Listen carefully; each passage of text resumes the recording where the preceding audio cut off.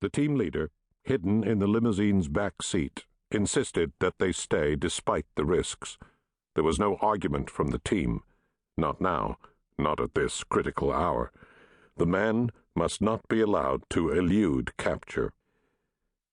Exactly 15 years previously, in the last days of the Third Reich, SS Lieutenant Colonel Adolf Eichmann, chief of Department IVB-4 of the Reich Security Main Office and the operational manager of the Nazi genocide, had escaped into the Austrian Alps.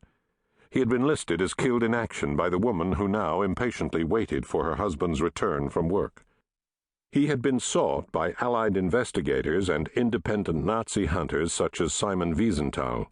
He had reportedly been executed by Jewish avengers. He had been rumored to be living in West Germany, England, Kuwait, the United States, and even Israel. His trail had gone from hot to cold to hot again. He had been so successful at hiding his identity that the Mossad agents now in position on Garibaldi Street were still not 100% certain that the man they had come to capture was actually Eichmann. A contingency plan, one of many, was in place if it turned out not to be him. Nonetheless, they were sufficiently convinced to stage a dangerous operation on foreign soil involving more than 10 agents, including the head of the Israeli Secret Service himself.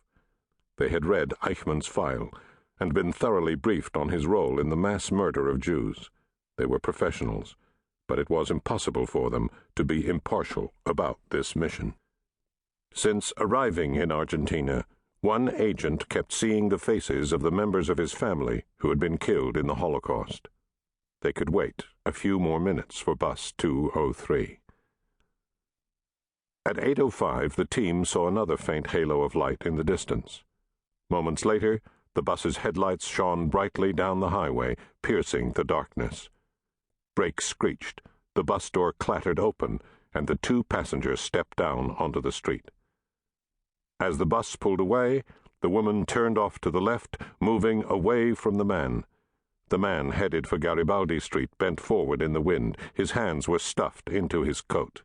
Thunder cracked in the distance, warning of a storm. It was time for Adolf Eichmann to answer for what he had done. Chapter 1. Outside Mauthausen, a concentration camp built beside a granite quarry on the northern edge of the Danube River in Upper Austria, Obersturmbannführer Adolf Eichmann stood at the head of a long column of 140 command cars and trucks. It was noon on Sunday, March the 19th, 1944, and he was 38 years old to the day. Dressed in his pale gray SS uniform, he looked to be a man with the sympathies and humor of a piece of granite. He had fine, dark blonde hair, narrow lips, a long nose, and grayish-blue eyes. His skull turned sharply inward at his temples, a feature only accentuated by the peaked cap now drawn over his head. Of medium height, he held his trim frame slightly forward, as if he was a tracker on a fresh trail. As he watched his men prepare to move out, the left corner of his mouth twitched unconsciously, drawing his face into a temporary scowl. The convoy, carrying more than 500 members of the SS, was ready. Down the line of vehicles, engines rumbled to life, and black exhaust spewed out across the road. Eichmann climbed into his Mercedes staff car and signaled for the motorcycle troops leading the column to advance toward Budapest, following the trail blazed by the 1st Panzer Division. 12 hours before, 11 Wehrmacht divisions had stormed across the Hungarian border, while paratroopers had dropped into the historic capital city to seize strategic government buildings and positions. Adolf Hitler had ordered the occupation of the country to prevent the Axis partner from pursuing an armistice with the Allies now that the Red Army was advancing from the east.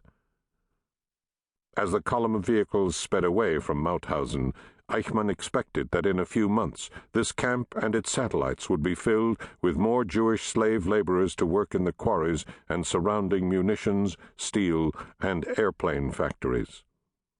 "Send down the master in person," Reichsführer SS Heinrich Himmler had ordered, referring to Eichmann in his instructions to comb Hungary from